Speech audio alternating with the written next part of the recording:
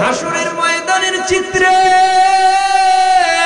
জাহান্নামের আওয়াজে কিয়ামতের ময়দানটা থরথর থরথর করে কাঁপতে থাকবে। আল্লাহ পাক রব্বুল আলামিনের হুঙ্কার পাইয়া সমস্ত নবী রাসূল পয়গম্বরেরা বলবে, ইয়া নফসি আমারে বাঁচাও। আদম নবী বলবে আমারে বাঁচাও। কিন্তু তোমার নবী আমার নবী দোজাহানের সরদার, রাহমাতুল লিল আলামিন, ইমামুল মুরসালিন, খাতামুন নবিয়্যিন, মাকামে মাহমুদ মর্যাদাপূর্ণ জায়গায় সিজদায় পড়ে কান্না করবে আর বলবে, আল্লাহ ইয়া রাব্বি হাবলি উম্মতি, আমার উম্মত গুলি বাঁচাও, তোমার জাহান্নামে যেন আমার উম্মত না যায়, তোমার জাহান্নামে যেন আমার একটা উম্মত না খায়। আল্লাহ নবীর কান্নায় হাসরের ময়দানের মধ্যে যত মানুষ সবাই অস্থির। নবীর কান্না আল্লাহ সহ্য করতে না পারিয়া নবীকে বলবে, ইয়া মুহাম্মদ ইরফা রাসাকা ওয়াসাল তু'তা ওয়াশফা তুশফা। নবী কাঁদবেন না, শাফাআতের দায়িত্ব দিলাম, মাথা তুলেন, যা চাবেন তাই পাবেন। নবী মাথা উঠাবে, দুই চোখের পানি নবীর গাল বেয়ে পড়বে। আল্লাহ বলবে, নবী কাঁদবেন না, আপনি না আমার হাবিব, আপনি না আমার দোস্ত, আমি আল্লাহ আপনাকে শাফাআতের দায়িত্ব দিয়া দিলাম। নবী শাফাআতের দায়িত্ব পাওয়ার পর রাহমাতুল লিল আলামিন বলবে, ও সাহাবায়ে কেরাম, তোমরা সবাই জাহান্নামের গেটে গিয়া পাহারাদারি করো, আমার একটা উম্মত যেন জাহান্নামের গেট দিয়া জাহান্নামে না যায়। এ মুরব্বি বাবা, ও যুবক তরুণ, ওই হাসরের ময়দানে তোমার আমার হাউজে কাউসারের পানির দরকার আছে না না? ইন্না নাহনু নাযালনা যিকরা ওয়া ইন্না লাহু লাহাফিজুন।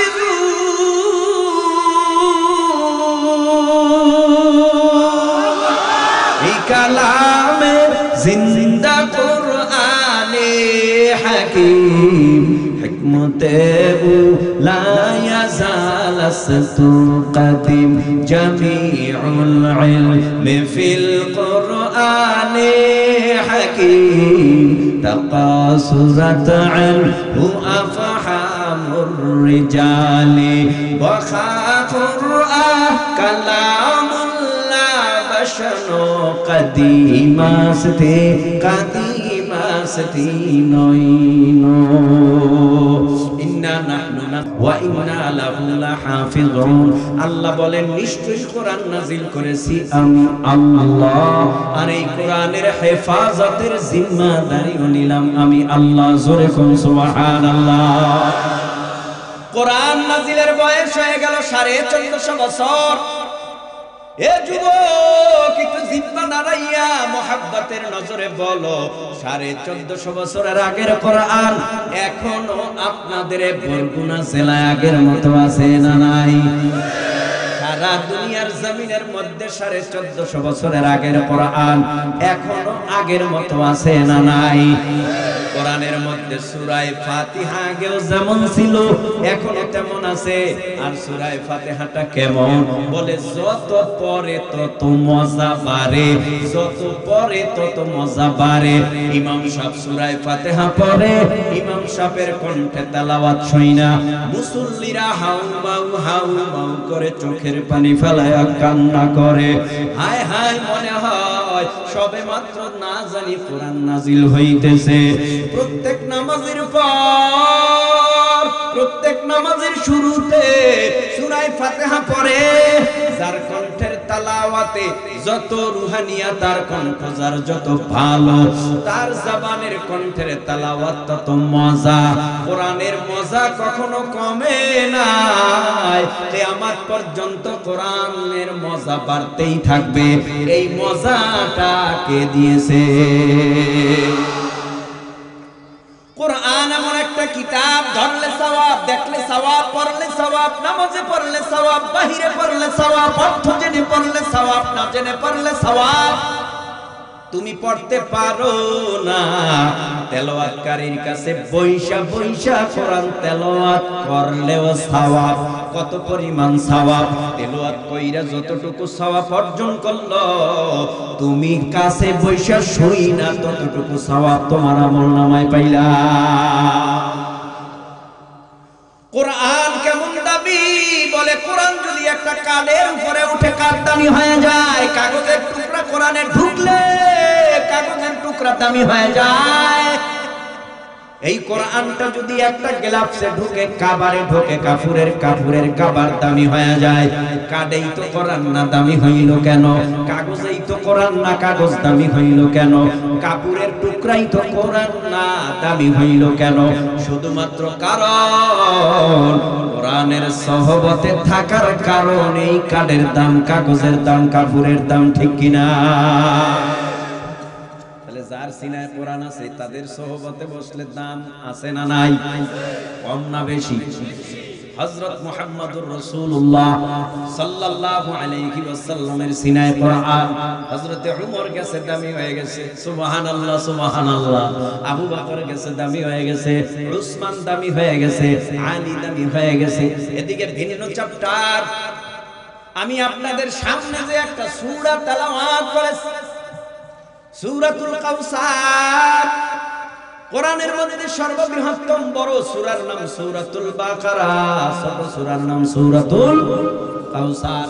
আল্লাহ যদি কিছু কথা বলার তৌফিক দেন, কিছু কথা যেন আল্লাহ ইখলাসের সাথে আমাকে বলবার তৌফিক দেয়, বলেন আমিন। আপনাদেরকেও যেন আল্লাহ ধৈর্যের পরিচয় আমলের নিয়াইতে শ্রবণ করবার তৌফিক দেয়। কষ্ট হইতেছে? আমি নতুন মানুষ, কিছু জিগাইলে উত্তর দিয়েন। কখনো আসি না আপনাদের অঞ্চলে, নতুন আসছি, সে হিসাবে উত্তরটা একটু জোরে দিলে আমি খুশি বেশি হব। আমি আলোচনার ভেতরে ঢোকার আগে আপনাদের কাছে কিছু প্রশ্ন কইরা তারপরে সামনে আগাইলে যাতে আলোচনা আপনাদের বুঝতে কষ্ট না হয়। প্রশ্ন করি, আপনারা বলুন, সারা বিশ্বে যত মুসলমান আছে সমস্ত মুসলমানের কালেমা আলাদা না এক? বুঝে কইছেন না? না বুঝে? এই দেশের মধ্যে যারা রাজনৈতিক ব্যানারে আলাদা আলাদা ব্যানার নিয়ে চলে, তাদের কালেমা আলাদা না এক? তো সবাই কালেমা এক, আল্লাহ এক, নবী এক, কিন্তু দ্বন্দ্ব কোথায়? রাজনৈতিক ব্যানারে, পীরের ব্যানারে, এছাড়া তো কোনো দ্বন্দ্ব নাই। নবীরে গালি দিয়ে দেখো সবাই এক, কোরআনরে গালি দিয়ে দেখো সবাই এক, কাবারে গালি দিয়ে দেখো সবাই এক, কথা কন না কেন? ইসলামরে গালি দিয়ে দেখো সবাই এক, একজন আলেম উলামাকে লাঞ্ছিত করে দেখো সবাই এক, ঠিক না? তো আমাদের এই এক ঐক্য শুধু একদিনের জন্য না কিয়ামত পর্যন্ত? আমাদের এই ঐক্য একদিনের জন্য না, ঐক্যটা থাকবে কিয়ামত পর্যন্ত। যদি কেউ কোনো বেঈমান চিন্তা করে সব দখল করে নিব, কসম আল্লাহর, পারবে না। কারণ 1450 বছর ধরেই চেষ্টা করেছে বেঈমানেরা মুসলমানদেরকে দুনিয়া থেকে নির্মূল করার, মুসলমানদের কোরআনের আলোকে নিভিয়ে দেওয়ার ষড়যন্ত্র করেছে হাজারো বেঈমান, হাজারো কাফের, হাজারো কোরআনের দুশমন। পারেনি, কিয়ামত পর্যন্ত পারবেও না। কারণ কোরআন আল্লাহ হেফাজত করবে, আর কোরআনের খেদমত যারা করে তাদের ইজ্জতের সাথে আল্লাহ রাখবে। ইসলামকে যারা নিভিয়ে দেওয়ার ষড়যন্ত্র করবে, কসম আল্লাহর জমিনে তারাই একদিন নিভে যাবে। ইসলাম নিভিয়ে দেওয়ার ষড়যন্ত্র যারা করেছিল তারা নিভে গেছে, কথা বলেন না কেন? আবু জাহাল নিভে গেছে, সাইবা ওতবা আবু লাহাব নিভে গেছে, আবু জাহাল নিভে গেছে, ফিরাউন নিভে গেছে, নমরুদ, হামান, কারুন, সাদ্দাত নিভে গেছে। তাদের মানুষ, তাদের নাম মানুষ স্মরণ করে ভক্তি সহকারে না ঘৃণা ভরে? ঘৃণার পাত্র হইও না, ঘৃণার পাত্র হইও না। এদেশের মানুষের ঘৃণার পাত্র হইও না। যদি ঘৃণার পাত্র হও তাহলে নমরুদের নাম যেভাবে মানুষ স্মরণ করে তোমার নামও সেভাবে স্মরণ করবে। ফেরাউনের নাম যেভাবে স্মরণ করে তোমার নামও সেভাবে স্মরণ করবে। তাওবা করো, মাপ চাও, ক্ষমা চাও জাতির কাছে। মাপ চাও, ক্ষমা চাও জাতির কাছে। ভুল স্বীকার করো। তেরামি করবা তাহলে এ দেশের জনগণ তেরামির জবাব দিতে জানে। তেরামি করবা না। আল্লাহ আমাদের বুঝ দান করুন। আমিনের আওয়াজ আসতে কেন? কষ্ট হচ্ছে? কষ্ট দিতে তো আসি নাই, কষ্ট নিতে আইছি। আপনারা যারা বসছেন আপনাদেরকে দেখে আমার কলিজাটা ঠান্ডা হয়ে গেছে। আপনারা এত ভালো মানুষ, মাশাআল্লাহ। আপনাকে চেহারার দিকে তাকাইলে বোঝা যায় না কোটিপতি, কিন্তু আপনার ঈমান শক্ত, মজবুত এবং ঈমানের মধ্যে পাওয়ার বেশি, এটাই আমার ধারণা। আপনারা গরিব মানুষ, কোটিপতি না, বাড়িওয়ালা গাড়িওয়ালা না, কিন্তু আপনার মধ্যে যেই পাওয়ার আছে এই পাওয়ারটা কোটিপতির মধ্যে নাই। কথা বলেন না কেন? কোটিপতির মধ্যে দুনিয়ার ক্ষমতার পাওয়ার থাকতে পারে, কিন্তু তাম পৃথিবীর মধ্যে যত বেঈমান আছে, বেঈমানওয়ালা বেঈমান, তাদের কাছে মহা মূল্যবান আল্লাহর দেওয়া নিয়ামত নাই, সেটার নাম হলো ঈমান। এজন্যই নবী বলছেন যার মধ্যে ঈমান নাই তারা মরা, যার মধ্যে ঈমান আছে তারা জিন্দা। আর জিন্দাদের সাথে লড়াই মরা মানুষ করতে সাহস পায় না। মুসলমানের ঈমানের আওয়াজে তো বেঈমানরা ইঁদুরের মতো গর্তে পালায়। আগেও পালিয়েছে, এখনো পালাচ্ছে, ভবিষ্যতেও বেঈমানরা মুসলমানের ঈমানের আওয়াজে গর্তে পালাবে আর মাথা উঁচু করে কথা বলতে পারবে না।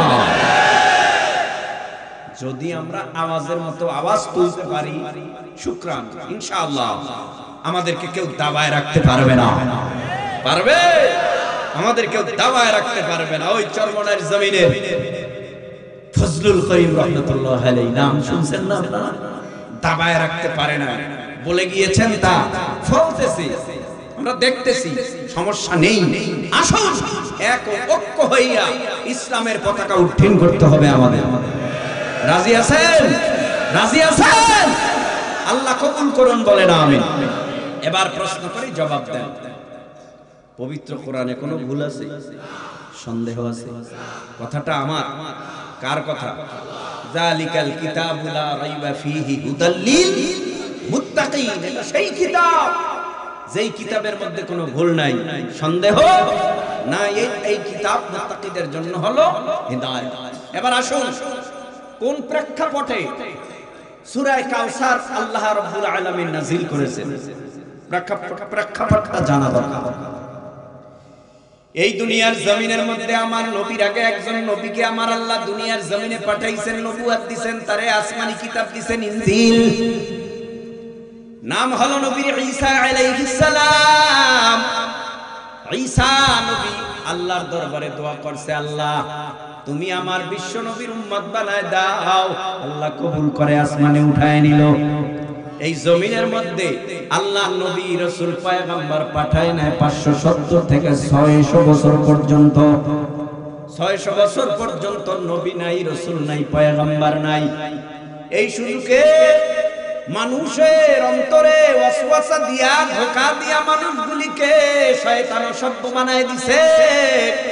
কারণ হকের আওয়াজ নাই, ইসলামের আওয়াজ নাই, একাত্মবাদের আওয়াজ নাই। মানুষগুলো এই 600 বছরের মধ্যে অন্যায়, ব্যভিচার, অত্যাচার, মানুষ অন্ধকারের মধ্যে নিমজ্জিত হয়ে গেছে। মানুষগুলি এমন পর্যায়ে পৌঁছে গেছে, এখন কে নিজের আপন বোন, কে ভাই এদিকে তাকায় না। নিজের আপন বোনের সাথে আপন ভাই জেনায় লিপ্ত। কি আজীব কারবার! ওই জামানায় মানুষ দিনের দাওয়াত না পাওয়ায়, হকের আওয়াজ না পাওয়ায় হাত দিয়া মূর্তি বানাইয়া নাম রাখছে লাতুজ জামানাত। মানাতের ইবাদত করে, উজ্জার ইবাদত করে, লাতের ইবাদত করে, নিম গাছের ইবাদত করে, বট গাছের ইবাদত করে। মানুষগুলো সাপের সামনে দুধ কলা দিয়া নাম অনুসারে তারপরে ইবাদত করে। তার মানে সাপরে খোদা মানে, লাত মানাত উজ্জারে খোদা মানে, নিম গাছ বট গাছরে খোদা মানে। কি আজীব কারবার! আল্লাহ পাক রব্বুল আলামিন দেখতেছে না এখন এই দুনিয়ার মানুষগুলি সব অসভ্য। এখন দুনিয়ার জমিনে একজন নবী পাঠাবার দরকার। নবীকে আমার আল্লাহ পাঠাবার সিদ্ধান্ত নিলেন। নবীর কে বাবা হবে, মা কে হবে, নবীর বংশ কি হবে, নবী কোন দেশে জন্ম হবে, সব কিছু আমার আল্লাহ সিদ্ধান্ত নিয়া বাবা আব্দুল্লাহর ঔরসে, মা আমিনার গর্ভে কুরাইশ বংশে মক্কা নগরীতে আমার আল্লাহ মায়ার নবী রাহমাতুল লিল আলামিনকে পাঠাইলেন। নবী যখন দুনিয়ায় আগমন করেছে, বেঈমানেরা নজর করে তাকাইয়া দেখতেছে। নবী আস্তে আস্তে আস্তে আস্তে বড় হয়। বড় হতে হতে নবীর চলাফেরা একরকম, আর বেঈমানদের চলাফেরা আর একরকম। নবীর বুদ্ধি জ্ঞান বাড়তে বাড়তে, বয়স বাড়তে বাড়তে 25-এ পদার্পণ করলেন। মায়ার নবী নীরবে কোথাও যাইয়া চিন্তা করে, হায় হায় মানুষগুলি এমন অসভ্য হয়ে গেছে। মানুষগুলি আগুনের পূজা করে, অগ্নি পূজা করে, মানুষগুলি লাত মানাত উজ্জার পূজা করে। এই মুহূর্তে মানুষগুলি এই আল্লাহ যদি কেউ আগুনে মানে, লাত মানাত উজ্জারে মানে, এই মানুষগুলি তো জাহান্নামের আগুনে জ্বলতে জ্বলতে পুড়ে কয়লা হয়ে যাবে, জাহান্নামের আযাবে তো ধ্বংস হয়ে যাবে। নবী কিছু বলতে পারে না, কারণ এখনো মায়ার নবী নবুয়ত পায় নাই। রাহমাতুল লিল আলামিন যখন বয়স 40 হয়, আল্লাহ পাক লাউহে মাহফুজ থেকে জিবরাইলের মাধ্যমে নবীর উপরে কোরআন নাজিল করা আরম্ভ হয়। রাহমাতুল লিল আলামিন কি আমার আল্লাহ জানায় দেয়, ইয়াতলু আলাইহিম আয়াতি। ও পয়গম্বর, এখন আপনার এক নাম্বার দায়িত্ব কোরআনের তেলাওয়াত কইরা, তরজমা কইরা, ব্যাখ্যা কইরা অসভ্য মানুষদেরকে সভ্যতার দিকে দাওয়াত দেওয়া, বেঈমান ওয়ালাদের কাছে যাইয়া ঈমানের দাওয়াত দেওয়া। যারা শিরক করে, লাত মানাত উজ্জার পূজা করে, নিম গাছ বট গাছের পূজা করে, তাদের কাছে যাইয়া তাদেরকে সোজা সরল পথে আনার দায়িত্ব আপনার কাঁধে চাপায় দিলাম। রাহমাতুল লিল আলামিনের যুবক, এখান থেকে কথাগুলি খুব মনোযোগ সহকারে অন্তরের কান লাগায়া শোনো। দেখো, 2-1 ফোঁটা পানি এখান থেকে চোখের পানি ফালাইয়া বাসায় যেতে পারো কিনা। হতে পারে আজকের মাহফিল কারো জীবনের শেষ মাহফিল হয়ে যাবে। রাহমাতুল লিল আলামিন গোপনে গোপনে নবুয়ত পাওয়ার পর সর্বপ্রথম 2 বছর গোপনে দ্বীনের দাওয়াত দেয়, ইসলামের দাওয়াত দেয়। কিন্তু হকের আওয়াজ সব সময় গোপন থাকে না। আমার আল্লাহ হকের আওয়াজ মাঝে মাঝে ওপেন বানায়া দেয়। রাহমাতুল লিল আলামিনের আওয়াজ এখন আর গোপন নাই। নবীর জবানের আওয়াজ ওপেন হয়ে গেছে। বেঈমানেরা ডেকে বলে, আব্দুল্লাহর ছেলে মুহাম্মদ, তুমি যেই দাওয়াত দিতেছো, এই দাওয়াত তো তোমার মন গড়া নিজে বানায়া বানায়া বানায়া বানায়া দিতেছো। তার মানে কোরআন তেলাওয়াত কইরা, নবী তরজমা ব্যাখ্যা কইরা নবী দাওয়াত দেয়। বেঈমানেরা বলে, না না না, এটা তোমার নিজের বানানো কোরআন, এই কোরআন আল্লাহর না। রাহমাতুল লিল আলামিন কি আমার আল্লাহ জানায় দেয়, নবী আপনার মন খারাপ করবেন না, কারণ যারা মনে করে এটা আপনার নিজের বানানো কোরআন, আমি আল্লাহর লাউহে মাহফুজের কোরআন না, তাদের সঙ্গে আমি আল্লাহ নিজে চ্যালেঞ্জ করলাম। ফাআতু বিসূরাতিন মিন মিসলিহি ওয়াদউ শুহাদাআকুম মিন দুনিল্লাহি ইন কুনতুম সাদিকিন।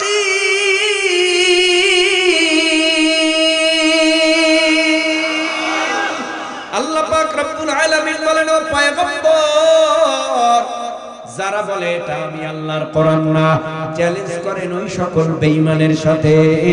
তারা কোরআনের মতো কোরআন বানানোর দরকার নাই। আমার কোরআনের মধ্যে ছোট্ট একটা সূরা, সূরাতুল কাউসার, পারলে যেন এরা সূরা কাউসারের মতো একটা সূরা বানায়া দেখায়। বেঈমানের কানে দাওয়াত যায়, নবী এই আয়াতে কারিমাটা কাগজের টুকরায় লেখা খানায় কাবা বাইতুল্লাহর সাথে লটকায় দিছে। বেঈমানদেরকে দাওয়াত দেওয়া হয়, ও বেঈমানেরা আয়, পারলে তোরা সূরার মতো সূরা বানায় দেখা। কিন্তু না না, বেঈমানেরা আসছে বটে, সূরার মতো সূরা বানাইবে কেমনে? এটা তো আল্লাহর কোরআন, এই মেধা তো আমার আল্লাহ কাউরে দেয় নাই। সূরার মতো সূরা বানাবে, কোরআনের মতো কোরআন বানাবে। কিন্তু শেষ পর্যন্ত তারা বলতে বাধ্য হলো, এটা আসলে কোনো মানুষ রচিত কোরআন না। মুহাম্মদ যেই কোরআন তেলাওয়াত করে, এটা একমাত্র কেবলমাত্র আসমানের মালিকের কালাম। আর দেরি করে নাই, বেঈমানেরা পরাজিত হইয়া বিদায় হয়ে গেল। কিন্তু বেঈমানদের আক্রমণ থেকে নবী বাঁচতে পারে নাই। নবীরে মারে ধাওয়ায়, নবীরে গোপনে মারে, প্রকাশ্যে মারে। নবীকে পাগল বলে, তারপর মায়ার নবী ইসলামের কথা, কোরআনের কথা বন্ধ করে না। এইভাবে চললো 13টা বছর মক্কায়। আল্লাহ পাক রব্বুল আলামিন নবীরে জানায় দেয়, ও পয়গম্বর, নিশ্চয়ই আমি আল্লাহ আপনাকে হাউজে কাউসার দান করলাম। ইন্না আ'তাইনাকাল কাউসার ফাসাল্লি লিরাব্বিকা ওয়ানহার। পয়গম্বর, হাউজে কাউসার দিলাম বটে, বিনা শর্তে নয়। আমি 2টা শর্ত বাতায় দিলাম। 1 নম্বরে ফাসাল্লি, নামাজ। 2 নম্বরে রব্বিকা ওয়ানহার, কুরবানি। নামাজ এবং কুরবানির বিনিময়ে আমি আল্লাহ হাউজে কাউসার দিলাম। ও পয়গম্বর, আপনাকে যারা লেজ কাটা আর নির্বংশ বলে, আমি আল্লাহ তাদের ব্যাপারে জানাই দিলাম, আপনি হলেন দুনিয়ার জমিনের মধ্যে মাসুম। আপনার মতো এত বড় ভালো মানুষ আর কেউ নাই, আসবেও না। আমি আল্লাহ ঘোষণা করলাম, যারা আপনাকে লেজ কাটা বলে, নির্বংশ বলে, তারাই লেজ কাটা, তারাই নির্বংশ। এই হলো সূরার তরজমা। ও যুবক, আসো একটু ব্যাখ্যায় যাই, লম্বা কথা হবে না। আল্লাহ বলেন, ইন্না আ'তাইনাকাল কাউসার, নবী আপনাকে হাউজে কাউসার দিলাম। এ যুব সমাজ, এ মুরব্বি বাবা, ও তরুণ কিশোর, একটু জিহ্বা নাড়ায় বলো, হাউজে কাউসার নবী নিজে স্বচক্ষে দেখেছে নাকি দেখে নাই? হাউজে কাউসার নবী কোন দিন দেখছে? নবীর মেরাজ হয়েছে, সবে মেরাজ। আল্লাহ নবীরে ডেকে বলে, পয়গম্বর, আপনার আমার বাড়িতে দাওয়াত। কোন নবীরে, মায়ার নবীর মা, কোন নবীকে আল্লাহ পাক রব্বুল আলামিনের বাড়িতে দাওয়াত দেয় নাই। কেমন গেস্ট? বলে একদম কাছের। আল্লাহর নবীরে ডেকে বলে, পয়গম্বর, আর দেরি নয়, আসেন। নবী কয়, আমি কেমনে আইতাম? জীবনে তো কোনোদিন আসিও নাই, চিনিও না। আল্লাহ বলেন, জিবরাইলকে আমি রাহাবার হিসাবে পাঠায় দিলাম। জিবরাইল দেখায় দেখায় নিয়ে আসবে। আপনি আমার বাড়িতে আসবেন, তবে আমার বাড়িতে জিবরাইলও আসতে পারবে না, কারণ আমি এমন জায়গায় আছি, নবী ওই জায়গায় আপনাকে আমি নিয়ে আসব, একান্ত গোপনে বৈঠক করব। গোপনে বৈঠক করার জন্য মায়ার নবীকে আল্লাহ পাক রব্বুল আলামিন দাওয়াত দিয়েছে। জিবরাইল পথ দেখাইয়া দেখাইয়া দেখাইয়া দেখাইয়া নেয়। মেরাজের রাত্রে জিবরাইল কয় নবী ওই যে দেখতেছেন কত সুন্দর সুন্দর বাগান। হ্যাঁ, বলে ওই যে বাগানটা দেখেন ওটাই হলো জান্নাত। জান্নাত ভিতরে বাহিরে খুব সুন্দর। ভাই ভিতরটা কি দেখা যায়নি? হ্যাঁ, তাও দেখা যায়, অনুমতি আছে আপনার জন্য। কারণ যে আল্লাহ আপনার জন্যই উসিলায় জান্নাত বানাইছে, ওই জান্নাতটা আল্লাহ আপনারে দেখাইবে। চলো জিবরাইল। নবী জান্নাত দেখতেছে, আনন্দে চোখের পানি ফালাইয়া কান্না করে আর বলে আল্লাহ, এত সুন্দর জান্নাত, এই জান্নাত থেকে আমার একটা উম্মতকেও বঞ্চিত করবা না। আমার প্রত্যেকটা উম্মতকে এই সুন্দর আরামের জান্নাতটা দিয়া দিও। চোখের পানি ফালাইয়া দোয়া করতেছে। আবার জিবরাইল বলে পয়গম্বর ওই যে বাম দিকে একটা জায়গা দেখা যায়, ধোঁয়া ধোঁয়া ধোঁয়া ধোঁয়া। হ্যাঁ হ্যাঁ দেখা যায়। বলে ওই যে ধোঁয়া দেখা যায় ওখানের ভিতরে কিন্তু কঠিন আগুন জ্বলতেছে। ও পয়গম্বর ওটাই হলো জাহান্নাম। জান্নাত দেখলেন, জাহান্নামও দেখেন।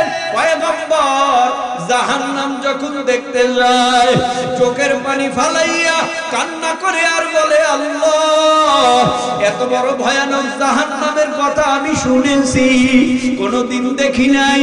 আজকে মেরাজের রাত্রে আমি জাহান্নাম দেখতেছি। জাহান্নামের মধ্যে জাহান্নামীরা চিল্লায় আর লাফায় আর বলে আল্লাহ বাঁচাও বাঁচাও বাঁচাও, আমার উপায় নাই, কলিজাটা পুরিয়া ছাই হয়ে গেছে। কেউ বলে আমারে বাঁচাও, আমি আর এত বড় ভয়ানক জাহান্নামের আযাব সহ্য করতে পারি না। ফেরেশতারা পিটায় চিল্লায়।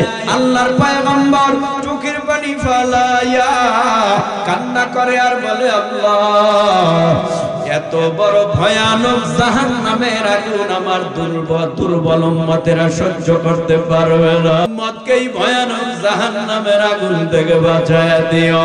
পয়গম্বর চোখের পানি ফালায়। জিবরাইল আলাইহিস সালাম নবীরে ধইরা আবার জান্নাতের কাছাকাছি নিয়ে যায়, নবীরে সান্ত্বনা দেওয়ার জন্য। বলে ও পয়গম্বর এই যে জান্নাত দেখেন, জান্নাতের মধ্যে কি একটা হাউস দেখতে পান? হ্যাঁ, এত সুন্দর হাউস। নবী আমার ডেকে বলে আমি সচক্ষে দেখলাম হাউজে কাউসারটা জান্নাতের মধ্যে, যার কালার দুধের চেয়েও সাদা, যার ঘ্রাণ মিষ্টি আম্বরের চেয়েও বেশি, যার মিষ্টি মধুর চাইতেও বেশি। এক বেলা হাউজে কাউসার আমি নবী যদি হাসরের ময়দানে কোন উম্মতকে ডাইকা পান করাইয়া দেই, ওই উম্মতের 50,000 বছরের মধ্যে পানির পিপাসা লাগবে না। এত বড় দামি হাউজে কাউসার। ও যুবক, ওই হাউজে কাউসার তোমার আমার দরকার আছে না নাই? ঘুমাইতেছেন বুঝি, কষ্ট হচ্ছে। হাউজে কাউসারটা দরকার। কেন দরকার? এই দুনিয়ার থেকে 13 লক্ষ গুণ বড় সূর্য, 9,30,00,000 মাইল দূর থেকে সূর্য তা দেয়। ও ভাই, এই সূর্যের তাপে পানির পিপাসা লাগেনি? জমিনে কেমন পানির পিপাসা লাগে? যারা ক্ষেত খামারে কাজ করে, যখন চৈত্র মাস আসে সূর্যের প্রখর তাপে কলিজা শুকায় যায়। ছেলেরে বলে পানি নিয়ে আয়, নাতিরে বলে পানি নিয়ে আয়। পানি নিয়ে আসছে, কলিজাটা ঠান্ডা হয় না। এই ঘরে কি ফ্রিজ নাই? আছে তো, ফ্রিজের পানি নিয়ে আয়। ফ্রিজের পানি আনছে, পানি খাইছে, কলিজাটা ঠান্ডা হয়ে গেছে। এ যুবক ভাই, হাসরের ময়দানে কিন্তু এই সূর্যটা 9,30,00,000 মাইল দূর থেকে তা দিবে না। দুনিয়ার থেকে 13 লক্ষ গুণ বড় সূর্যটা হাসরের ময়দানে মানুষের মাথার অতি নিকটে চলে আসবে। কত নিকটে আসবে? মুহাদ্দিসিন একরামরা বলেন কারো মাথার সোয়া হাত, এক হাত, আধা হাত, এত নিকটে আসবে। আল্লাহ বলবে সূর্য তোর মধ্যে যত পাওয়ার, আজকে হাসরের ময়দানে সব পাওয়ার গুলি ছেড়ে দাও। হাসরের ময়দানে মানুষগুলি দাঁড়ানো, পরনে কাপড় নাই, গায়ে জামা নাই, মাথায় হেলমেট নাই, পায়ের মধ্যে খরম নাই। মানুষগুলি হাসরের ময়দানে দাঁড়াবে। ইন্নাকুম মাহশুরুনা ইয়াউমাল কিয়ামা উফাতান উরাতান গুরুলা। মানুষগুলি হাসরের মাঠে দাঁড়াবে ল্যাংটা, উলঙ্গ, খাতনাহীন অবস্থায়। আল্লাহ পাক রব্বুল আলামিন বলবে, ও সূর্য, জমিনের মধ্যে পাওয়ার দিছো 9,30,00,000 মাইল দূর থেকে, এখন পাওয়ার দিবা মাথার কাছ থেকে। যাও, মাথার কাছাকাছি যাও। সূর্যটা মানুষের মাথার কাছাকাছি যাবে। আল্লাহ বলবে, সূর্য, তোমার মধ্যে যত পাওয়ার, সব পাওয়ার গুলি আজকে হাসরের জমিনে ছেড়ে দাও। সূর্যের পাওয়ারে হাসরের জমিনটা পুরো তামা, লোহা না, পিতল না, তামা। কেন? তামার সাথে তুলনা করলেন এই জন্য, তামা এমন একটা পদার্থ আর ধাতু, এক পাশে আগুন লাগলে অটোমেটিক তামার অপর পাশ গরম হয়ে যায়। সূর্যের গরমে মাটির জমিনটা পুরো তামা মানে আগুন। ওই জমিনে মানুষগুলি দাঁড়াবে। সূর্যের গরমে মাথার তালুগুলো টাস টাস করে ফেটে, মগজগুলি উতলায়া পড়বে, জিহ্বাটা ঝুলতে থাকবে। পানির হাহাকার, পানি নাই, সাহায্যকারীও নাই। ওইদিকে আমার আল্লাহ সমস্ত হাসরবাসীর মাথা চেহারাটা সূর্যের দিকে উঠায় দিবে, অন্যদিকে কান্না করবে, বাঁচাও। কেউ সাহায্য করতে আসবে না। ওই ময়দানে দাঁড়ায় থাকবে মানুষগুলি কয় মাস, কয় বছর। আল্লাহ নিজেই বলে, ইয়াউমান কানা মিকদারুহু 50,000 সানা, 50,000 বছর মানুষগুলি বিচারের অপেক্ষায় দাঁড়ায়া থাকবে। অন্যদিকে আমার আল্লাহ বলবে, ও ফেরেশতারা, ক্ষুধার্ত জাহান্নামটাকে মজবুত করে ধরো। ওইদিকে জাহান্নাম ধরবে, অন্যদিকে আল্লাহ বলবে, আমি আজকে বিচার করব কার কত ক্ষমতা। আমি আল্লাহ আজকে দেখব। আল্লাহর হুঙ্কারে কিয়ামতের ময়দানটা থরথর থরথর করে কাঁপবে। আল্লাহ পাক রব্বুল আলামিনের সামনে কেউ কথা বলার সাহস পাবে না। আল্লাহ বলবে, লিমানিল মুলকুল ইয়াউম, আজকের রাজত্ব কার? কোনো আওয়াজ নাই। পরক্ষণেই আল্লাহ বলবে, লিল্লাহিল ওয়াহিদিল কাহ্হার, রাজত্ব আমি আল্লাহর, আমি নিজে বিচারক, আমি নিজে বিচার করব। আল্লাহর হুঙ্কারে হাসরের ময়দানের চিত্রে,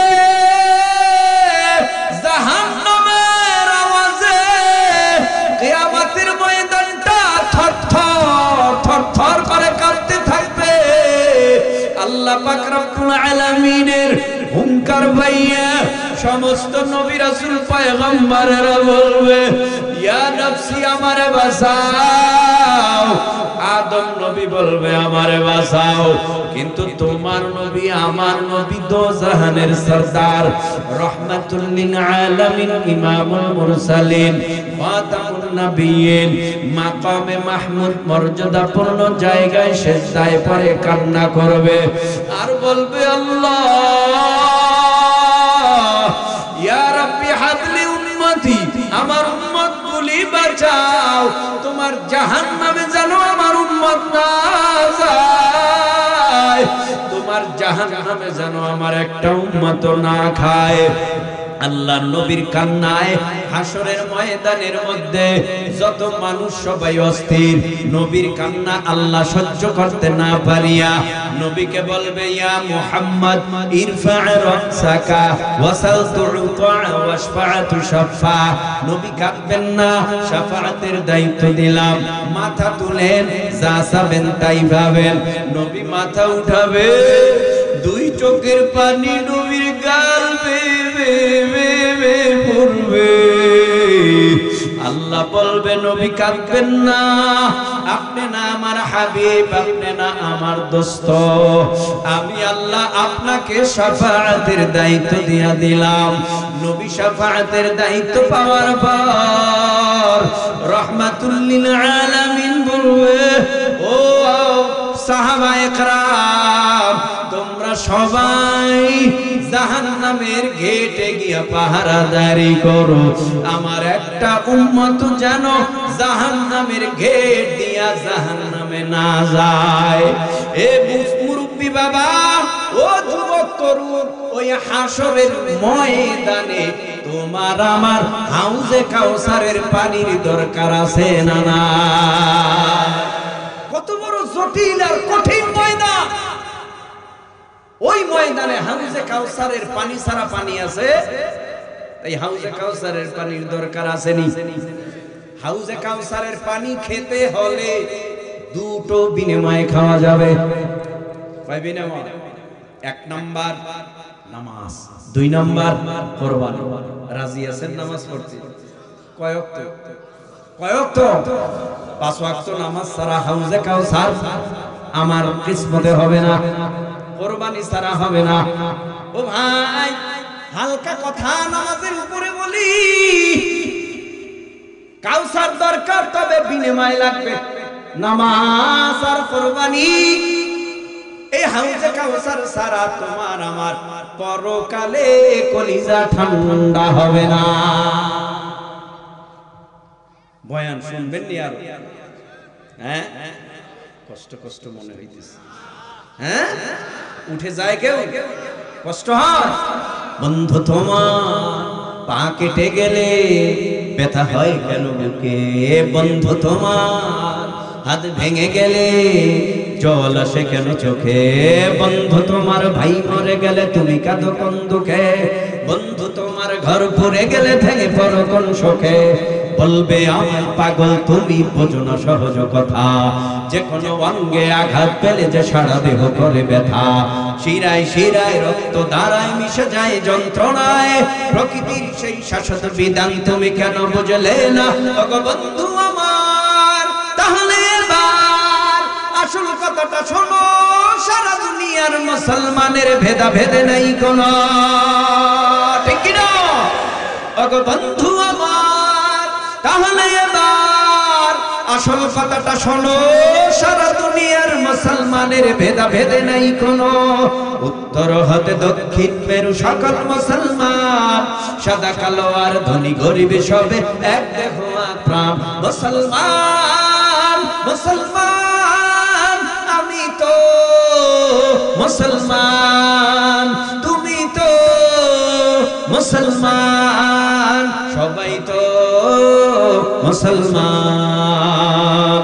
হে যুবক, তুমি বাঙালি হও কিংবা ইন্ডিয়ান, কিংবা জার্মানি জাপানি কিংবা চাইনিজ রাশিয়ান, স্প্যানিশ ড্যানিশ ফরাসি কিংবা ব্রিটিশ আমেরিকান, আরবি আজমি ইরানি তুরানি তুর্কি বা আফগান, মুসলমান আমি তো মুসলমান, তুমি তো মুসলমান, সবাই তো মুসলমান।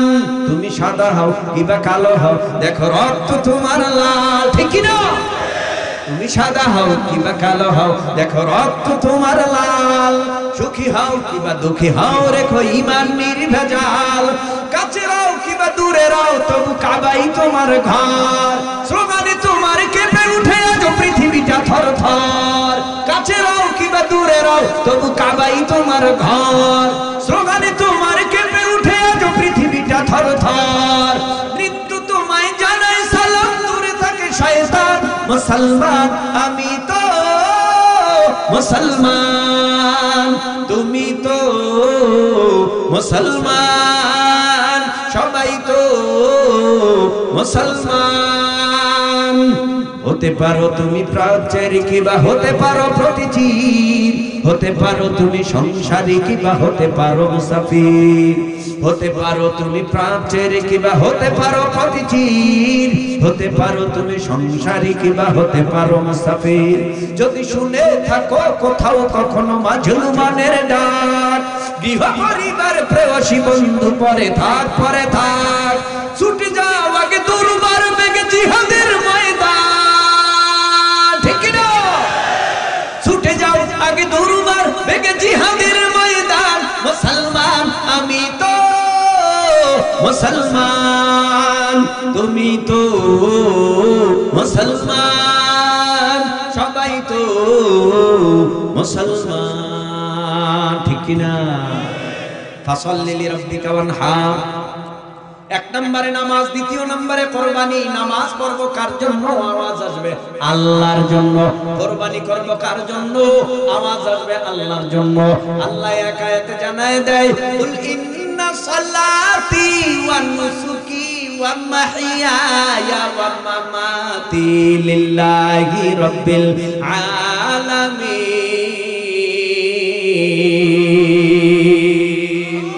আল্লাহ বলেন নিশ্চয়ই আমার নামাজ, আমার কোরবানি, আমার বেঁচে থাকা, আমার মরে যাওয়া সব কার জন্য?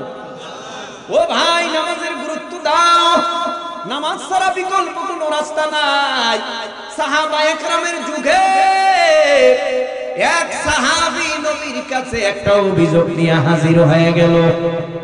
হাদিসের কথা শোনাই। নবীর কাছে গিয়া বলে, ও পয়গম্বর, আমি আমার বাড়িতে একটা উট লালন পালন করি। এই উটটার পিঠে আমি দিনভর বোঝাবই। আমি এই মালামাল নিয়ে এই মার্কেটে ওই মার্কেটে যাই, আমি দোকানে মালামালগুলি পৌঁছায়া দেই মানুষের। কিন্তু উটটা বাড়িতে আমি যখন নিয়ে আসি, আমি যখন ঘুমের বিছানায় বালিশে সিঁথান দিয়া যাই, হঠাৎ উট এমন হৃদয়ে বিদারক আওয়াজ দেয়, আমার ঘুম আসে না নবী। উটটা আমারে ডিস্টার্ব করে। আল্লাহর নবী বলে, উটকে তুমি কি ঠিকভাবে খানা দানা দাও, যত্ন করো? হ্যাঁ, সবই করে। নবী বলেন, তুমি বাদী, উট হইল বিবাদী। উটটাকে দরকার তুমি উট নিয়া আমার সামনে হাজির করো। উট নিয়া নবীর দরবারে সাহাবী হাজির। মায়ার নবীরে দেখার সাথে সাথে উটটা নামাজে কায়দায় আমরা পড়ি, ঠিক ওই কায়দায় নামাজের সূরাতে নবীর সামনে গিয়া উট আদবের আদব সহকারে বসে পড়ল। আদব সহকারে যখন উট বসে পড়ে, নবী এবার জিজ্ঞেস করে, উট, তোমার মালিক কি তোমার সাথে ভালো ব্যবহার করে? হ্যাঁ করে। খানা দানা দেয়? কয় হ্যাঁ দেয়।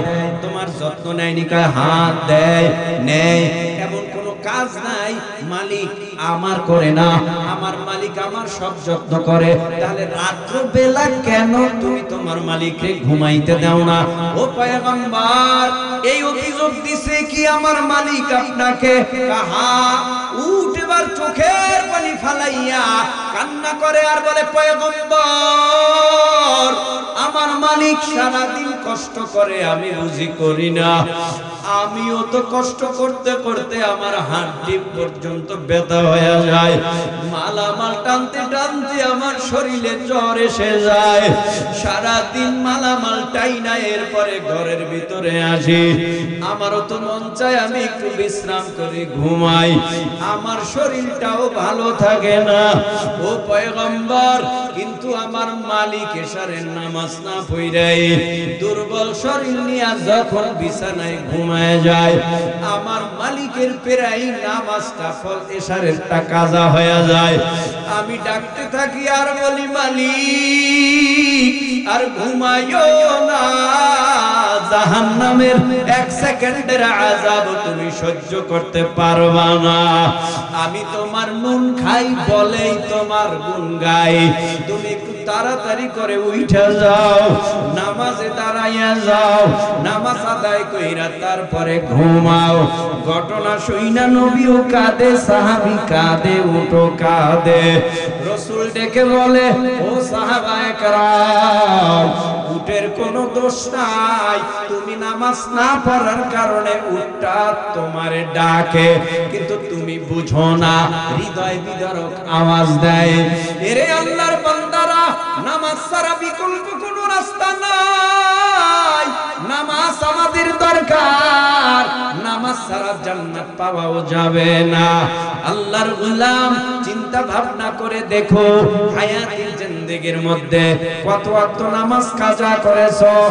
এ নওজোয়ান যুবকেরা, এই মাহফিলের আয়োজন যারা করেছো 3 বছর করলা, এবছর ধরে একটু মনটা লাগাইয়া মুনাজাতের আগে কিছু সময় কথা শোনো ভাই।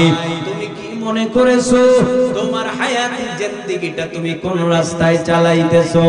আল্লাহ কি বলে শুনো, দুনিয়ার জমিনের মধ্যে কত ওয়াক্ত নামাজ তুমি কাজা করলা, কয়টা মিথ্যা কথা বললা, কয়বার জিনা করলা, কয়বার তুমি জমিনের মধ্যে পরের জমি ঠেইলা নিজের জমি বানাইলা, হারাম কাজ করলা, সব রেকর্ড হয়, অডিও হয়, ভিডিও হয়।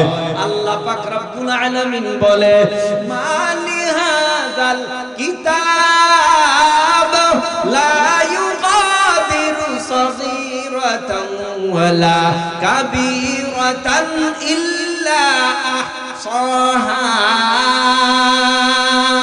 ওয়া ওয়াজাদু মা আমিলু হাদিরা ওয়ালা ইয়াযলিমু রাব্বুকা আহাদা।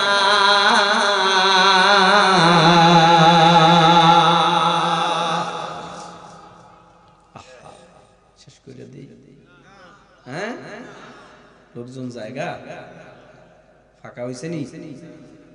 আল্লাহ কবুল করুন, বলেন আমিন। মালি হাযাল কিতাব, এটা এমন একটা আমলনামা লা ইউগাদিরু সগীরাতান ওয়ালা কাবীরা, ছোট নেকো আমলনামায় লেখা হয়, বড় নেকো আমলনামায় লেখা হয়, ছোট পাপ আমলনামায় লেখা হয়, বড় পাপ আমলনামায় লেখা হয়। একটু সবাই উঁচু আওয়াজে বলেন সুবহানাল্লাহ, আর জোরে বলেন।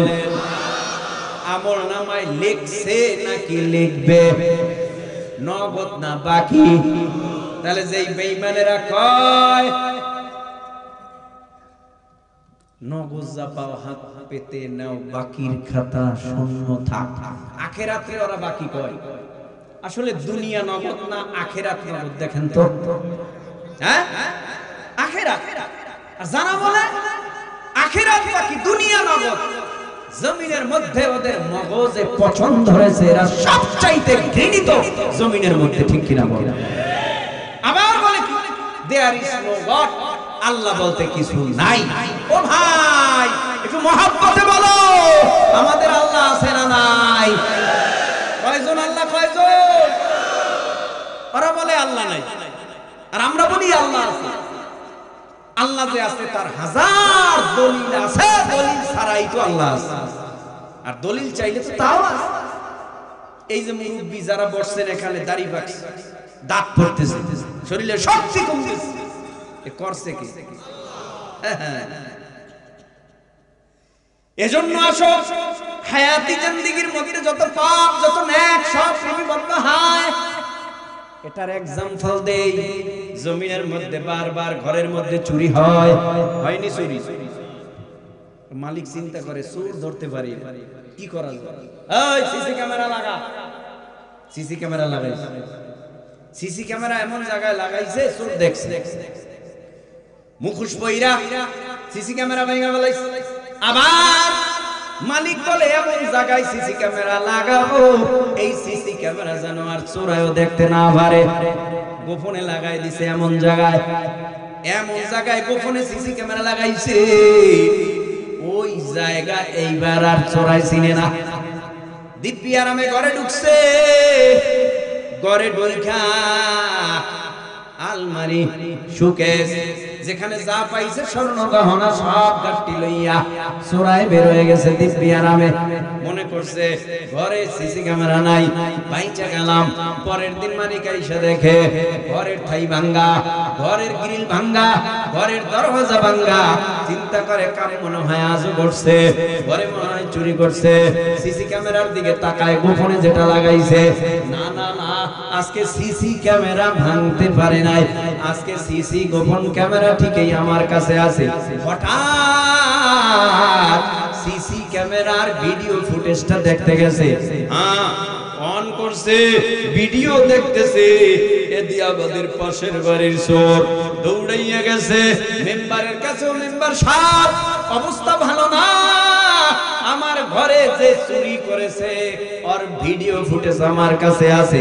চোরারে ডাকা হয়, চোরের মার বড় গলা, চোরাই ডাক দিয়ে কয় না না আমি তো চুরি করি নাই। বলে না তোমার ভিডিও ফুটেজ আছে। ভিডিও ফুটেজ দেখা জিহ্বা কামড়ায়, ঠোঁট কামড়ায়। হায় হায় ব্যাপারটা কি, কেমন কইরা এই গোপন ক্যামেরাটা কোথায় ছিল? ওরে আল্লাহর গোলাম, আমার আপনার দুই কাঁধে দুইটা আমার আল্লাহ সিসি ক্যামেরা লাগাই দিছে নজরের বাহিরে। ইন্না আলাইকুম লাহাফিযিনা কিরামান কাতিবিনা ইয়ালামুনা মা তাফআলুন।